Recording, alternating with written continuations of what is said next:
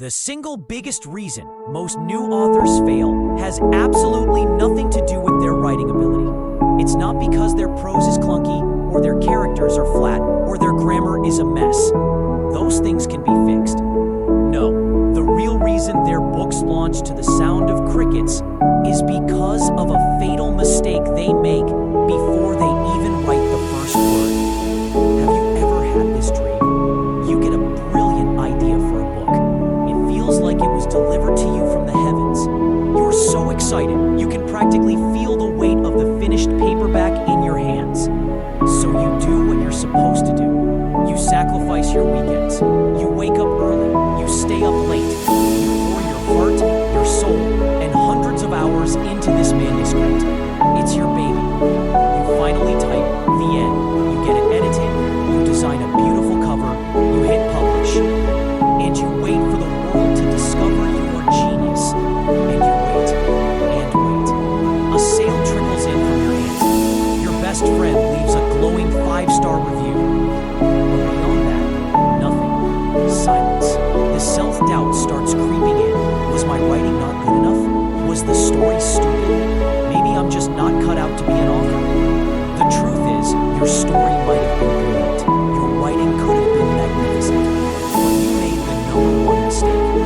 You wrote a book that nobody was actively looking for. You fell into the passion project trap, thinking that your passion alone would be enough to find an audience. The harsh reality of the market is that you didn't write a book for readers. You wrote a book for an audience of one, yourself. And that's a painful, gut-wrenching lesson to learn. So what's the alternative? Well, the smart authors, the ones who make a living at this, they do market research. But let's be honest about what that usually looks like. It means spending hours, no, days falling down the Amazon rabbit hole. You're clicking through endless bestseller lists, trying to make sense of the 16,000 hyper-specific categories. Okay, so it's in thrillers, suspense, and mystery, cozy, animals. What does that even mean? It means buying and speed reading a dozen competing books, trying to reverse engineer their success. You're taking notes, building spreadsheets, trying to spot patterns. Okay, 3 of these have a sassy cat sidekick. Note to self, add sassy cat. It means Googling hot book genres and reading the same 5 generic blog posts that tell you romance and thrillers are popular. Yeah, thanks for the insight, Captain Obvious. It's exhausting, it's mind-numbing, and worst of all, it's mostly guesswork. Trying to analyze the book market manually is like trying to discover a new species of fish in the Pacific Ocean, with nothing but a pair of goggles and a snorkel. You can see what's right in front of you, but you have no idea about the deep, powerful currents moving just out of sight. You're missing the big picture. But what if you could trade in your snorkel for a high-tech submarine? What if you had sonar that could map the entire ocean floor, showing you exactly where the schools of hungry fish are gathered? What if you could analyze the entire book market, what people are buying, what they're loving, and what they're complaining about in a matter of minutes, not months? This is where the game completely changes. And this is where a lot of authors I've talked to have had a massive breakthrough. By using AI, but not in the way you think.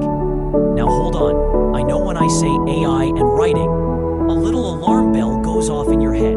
You're probably picturing some soulless robot churning out bland, generic chapters, stealing the very soul of your story. And that leads to the biggest myth we need to bust right now.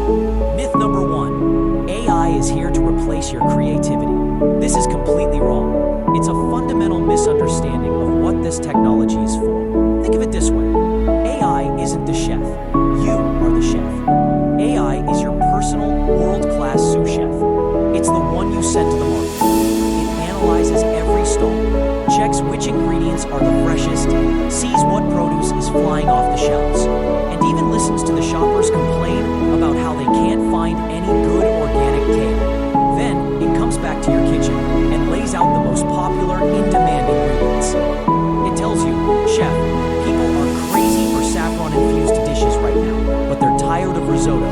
They're begging for something new. Does that replace your job as the chef? No, it empowers you. You still have to take those ingredients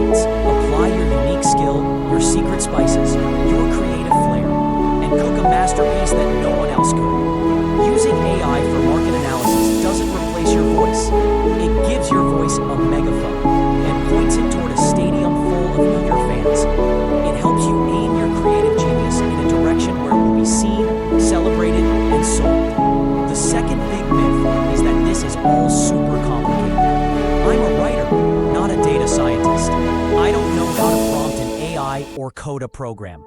Look, 5 years ago, you were right. You needed to be a tech wizard. But today, the tools being built are for us, for creators, for authors. If you can type a question into a search bar, you have all the technical skill you need. The new platforms aren't about writing complex code. They're about asking simple, powerful questions. So what does this actually look like in practice? Imagine this scenario. Instead of staring at a blank page, paralyzed by choice, you open up a tool designed for authors. You have a vague idea. You want to write a fantasy novel. So you type in fantasy. A second later, the AI comes back. It's analyzed thousands of recent bestsellers, hundreds of thousands of reader reviews, and discussions from online book clubs.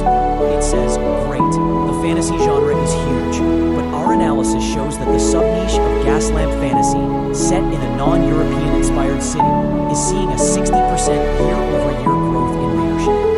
Furthermore, within that niche, reader reviews consistently praise books with intricate political intrigue, but criticize books with overly powerful magic systems. Do you see what just happened? In less than a minute, you've gone from a vague, impossibly broad idea, fantasy, to a hyper-specific, data-validated goldmine. You have your subgenre, Gaslamp fantasy. You have your unique setting, a non-European city. You have a core element readers love, political intrigue.